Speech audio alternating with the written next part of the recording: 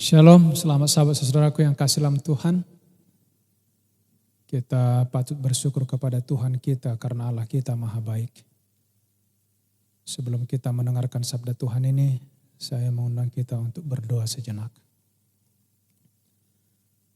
Bapa di surga, kami sangat merindukan suara Tuhan, firman-Mu yang akan kami dengarkan pada sabat ini. Kiranya Tuhan mengurapi hamba-Mu, layakkan untuk berbicara. Dan biarlah kami semua boleh mendapatkan sesuatu yang baru, kekuatan yang baru, pengharapan di dalam Tuhan. Di dalam nama Yesus kami sudah berdoa dan mengucap syukur. Amin. Saudaraku yang kasih dalam Tuhan, sabat ini saya mau membagikan firman Tuhan bagi kita dari Mazmur 127 ayat 1 dan ayat yang kedua. Berkat Tuhan pangkal selamat, nyanyian ziarah Salomo. Jikalau bukan Tuhan yang membangun rumah, sia-sialah usaha orang yang membangunnya. Jikalau bukan Tuhan yang mengawal kota, sia-sialah pengawal berjaga-jaga. Sia-sialah kamu bangun pagi-pagi dan duduk-duduk sampai jauh malam, dan makan roti yang diperoleh dengan susah payah, sebab ia memberikannya kepada yang dicintainya pada waktu tidur. Saudara-saudara di dalam Tuhan, ini berkali-kali ayat ini saya baca dan saya renungkan, saya baca, saya renungkan. Dan setiap saya baca ini, saya semakin memahami siapakah Allah kita, dan saya memahami bagaimana cinta kasih Tuhan kepada kita yang luar biasa.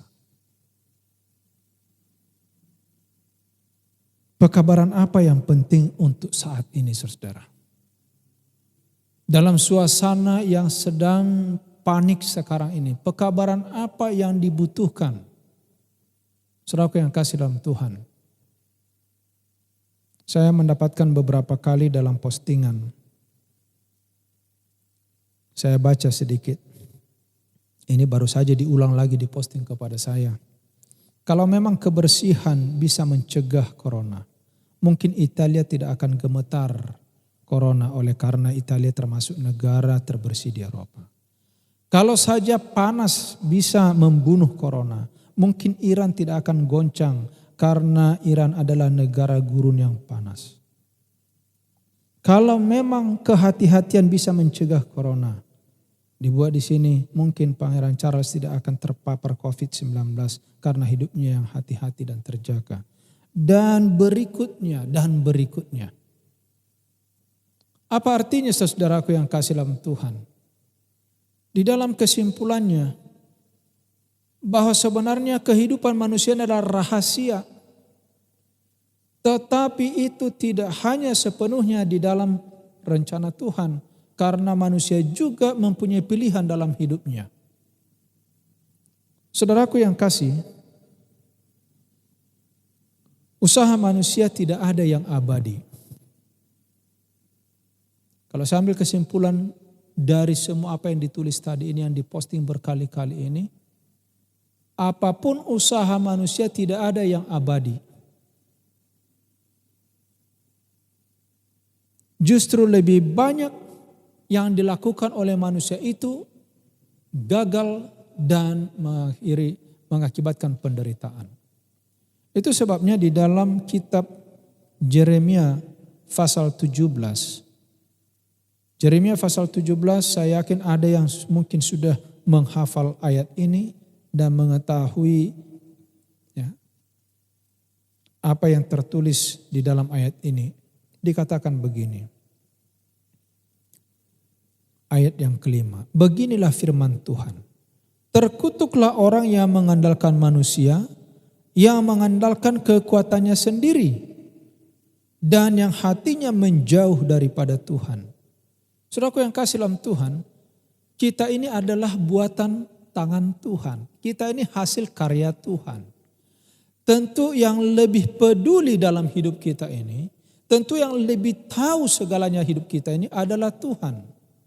Itulah sebabnya dalam segala segi kehidupan, dalam semua sisi kehidupan, harusnya Tuhan kita buat yang menjadi nomor satu. Kembali ke ayat inti tadi, ayat tema kita. Kalau bukan Tuhan yang membangun rumah, sia-sia orang yang membangunnya. Karena sudah banyak bangunan yang dibangun oleh manusia, makan korbannya pemiliknya sendiri. Sia-sia pengawal yang berjaga-jaga di kota kalau bukan Tuhan yang mengawal. Bukankah banyak di bumi ini kota-kota yang hancur oleh karena diserbu? Dan ayat yang kedua dari Mazmur 127 itu saudara. Sia-sia kamu bangun pagi-pagi, duduk-duduk sampai jauh malam, makan dengan hasil susah payah saudara-saudara.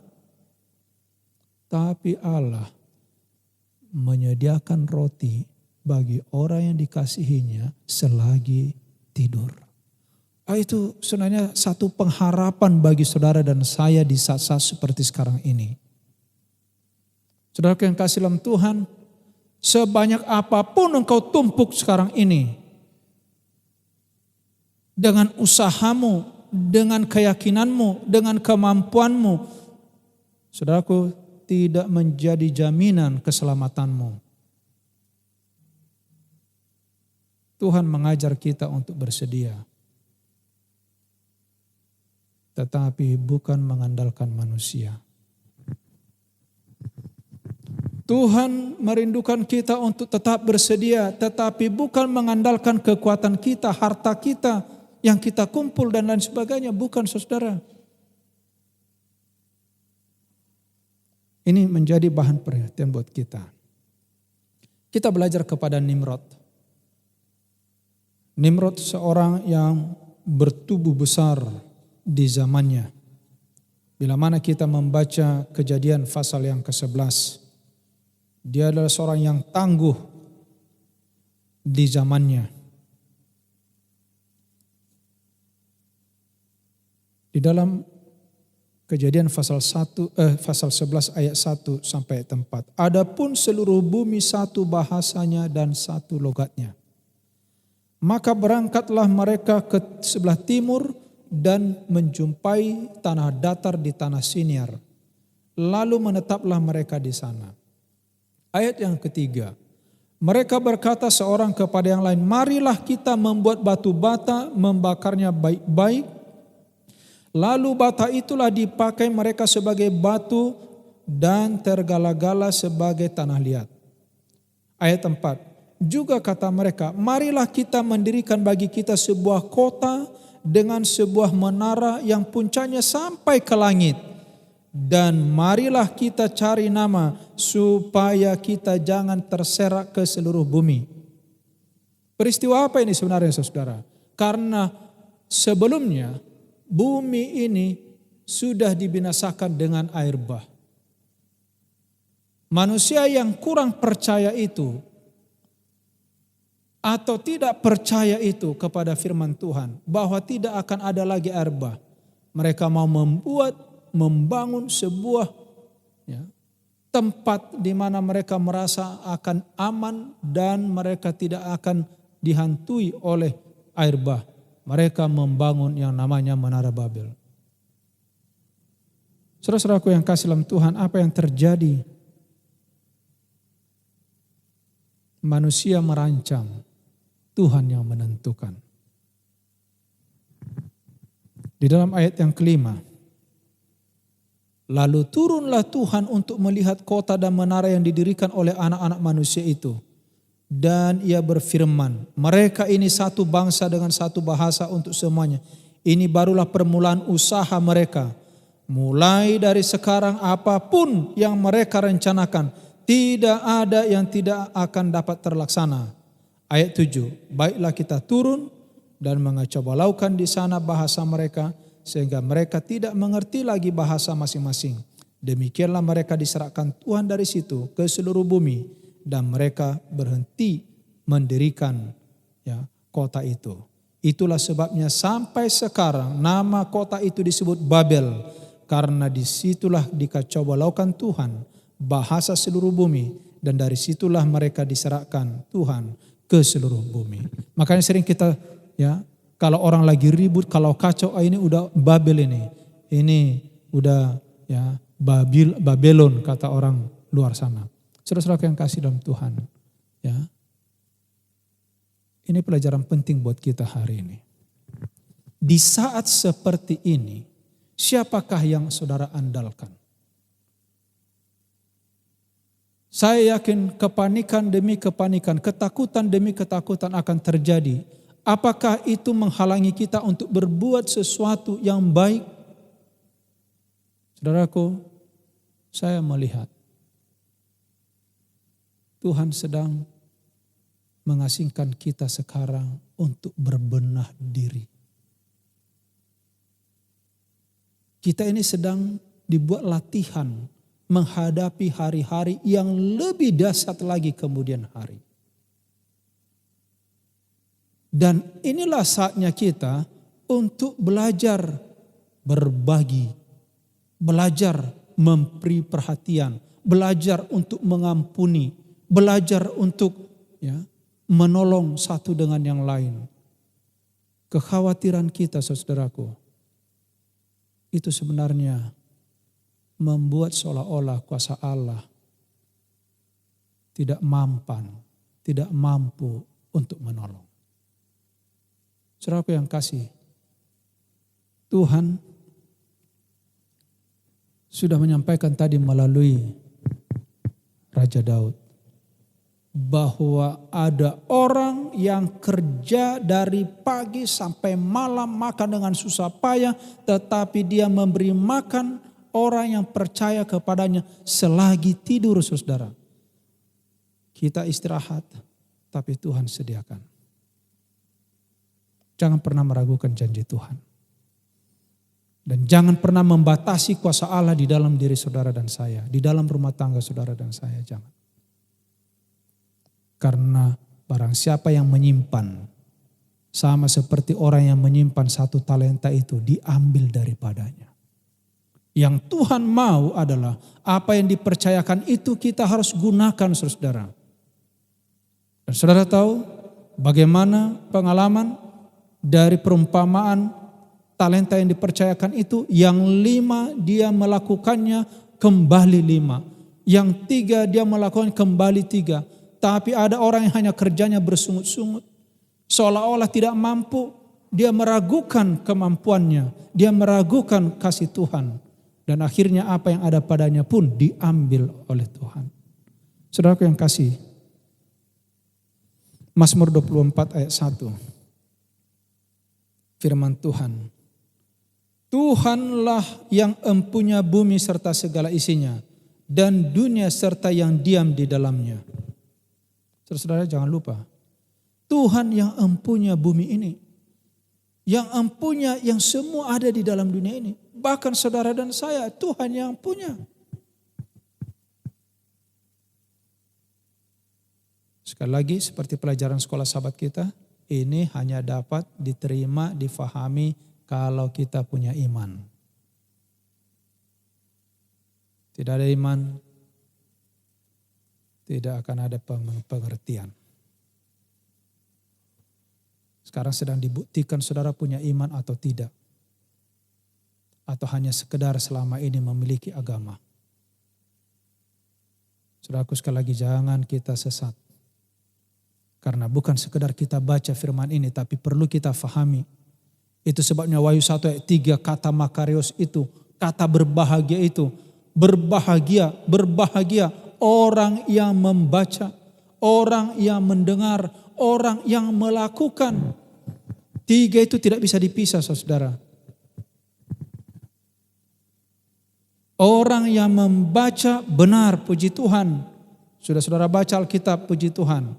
Orang yang mendengarkan firman Tuhan, puji Tuhan. Karena ada juga orang yang tidak suka mendengarkan firman Tuhan.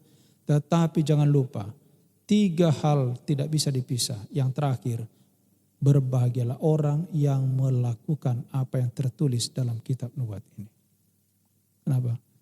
diakhiri dengan kalimat, karena waktunya sudah dekat. Hari Tuhan sudah dekat. Dunia ini segera ditutup sejarahnya, segera dibinasakan. Saudaraku yang kasih, inilah kesempatan bernilai harta saudara dan saya.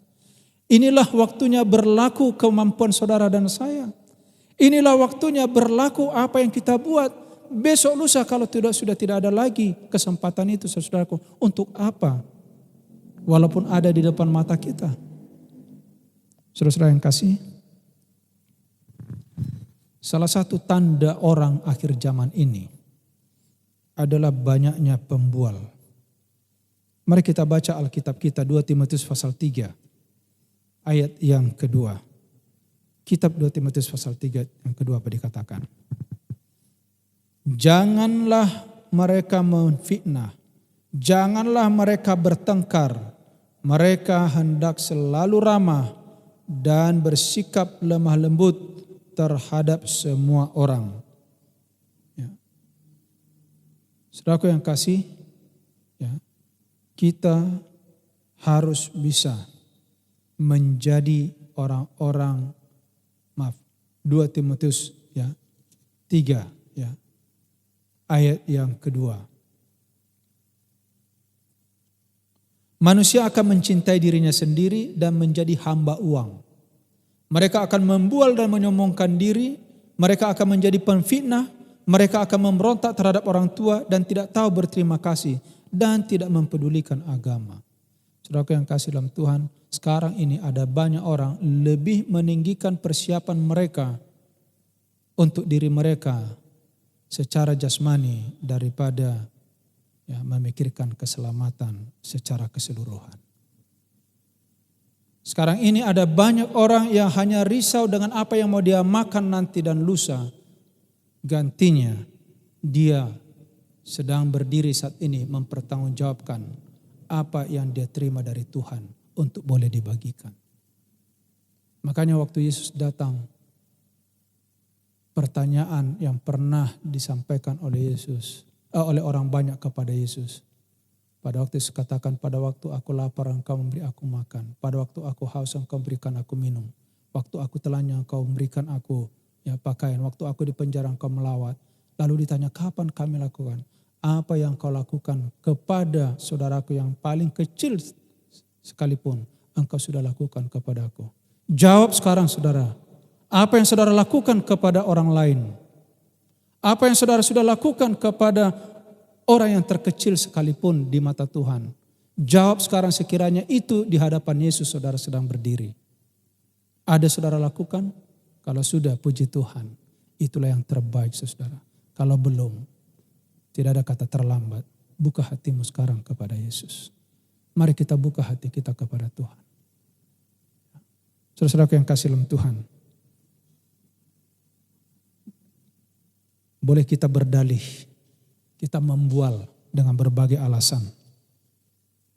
Dan ingat saudara-saudara, apa yang kita tabur kita akan tuai. Dan apa yang kita pikirkan itu akan dikembalikan kepada kita. Engkau meragukan kasih Tuhan, keraguan itu akan kembali kepadamu. Tapi kalau engkau percaya kepada Tuhan, kepercayaan itu akan dibalikan kepadamu kembali. Karena itulah sebenarnya janji Tuhan kepada kita.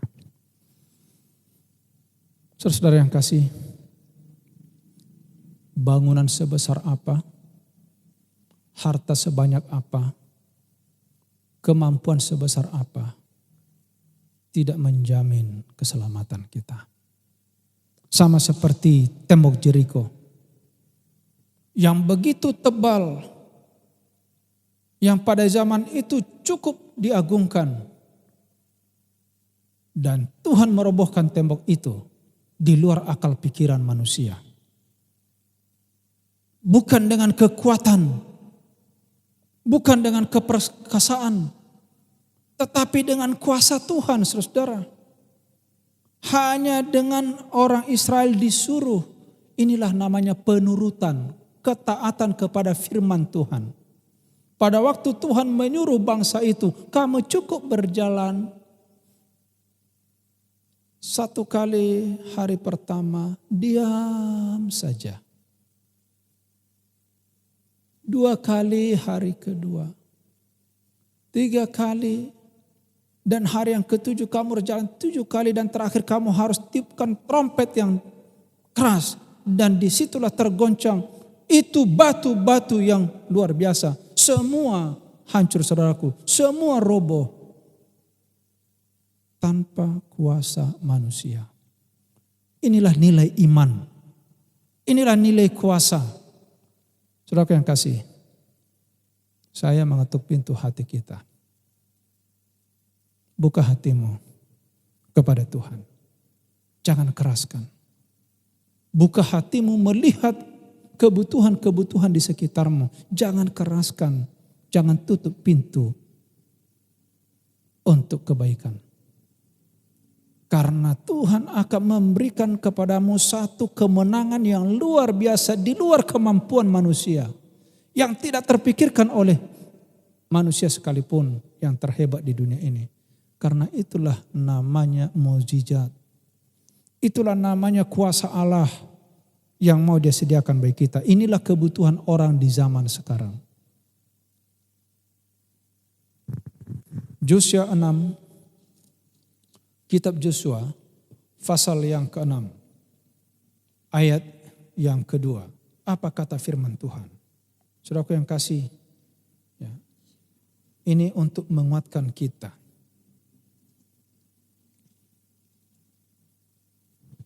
Berfirmanlah Tuhan kepada Yosua, ketahuilah aku serahkan ke tanganmu Jeriko ini beserta rajana dan pahlawan-pahlawan yang gagah perkasa. Tuhan mau berikan itu untuk saudara. Hal-hal yang tidak mungkin bagi manusia adalah mungkin bagi saudara dan saya. Makanya Pengkhotbah pasal 1 ayat yang ke-14, apa kata firman Tuhan? Saudaraku, ya, apa dikatakan dalam kitab Pengkhotbah pasal yang pertama, ya, ayat yang ke-14. Aku telah melihat segala perbuatan yang dilakukan orang di bawah matahari. Tapi lihatlah, segala sesuatu adalah kesia-siaan dan usaha menjaring angin.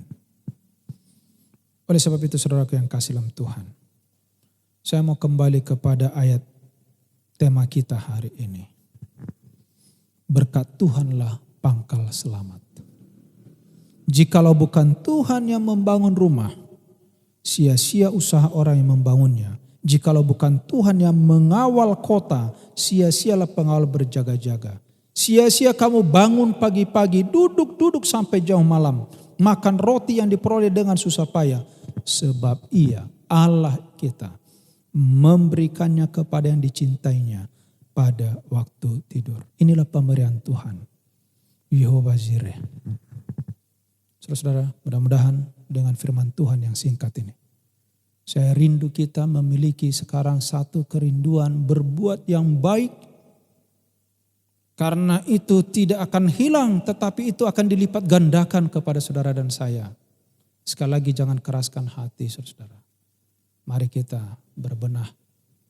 Karena bila mana tiba waktunya, tidak ada kesempatan itu, kita akan menangis. Tapi tidak ada artinya.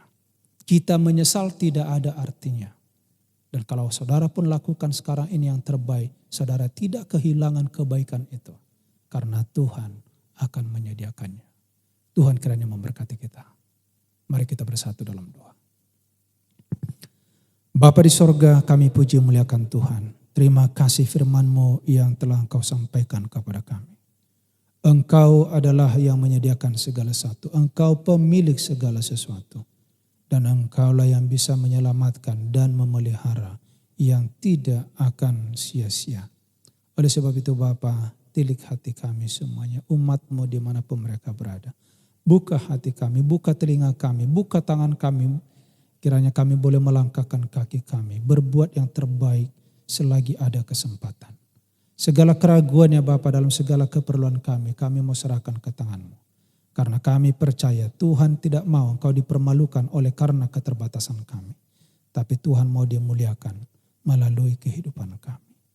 Urapi berkati jemaat-Mu. Kiranya Engkau mengangkat tangan-Mu, bagi anak-anak Tuhan dimanapun mereka berada saat ini. Tuhan memberkati engkau dan melindungi engkau. Tuhan menyinari engkau dengan wajahnya dan memberikan engkau kasih karunia. Tuhan menghadapkan wajahnya kepadamu dan memberikan engkau damai sejahtera. Kiranya kasih karunia Tuhan Yesus, kasih Allah Bapa, persekutuan Roh Kudus menyertai hidupmu, menyertai keluargamu, menjauhkan engkau dari segala mara bahaya dari sekarang sampai selama-lamanya. Di dalam nama Yesus kami berdoa dan mengucap syukur. Amin.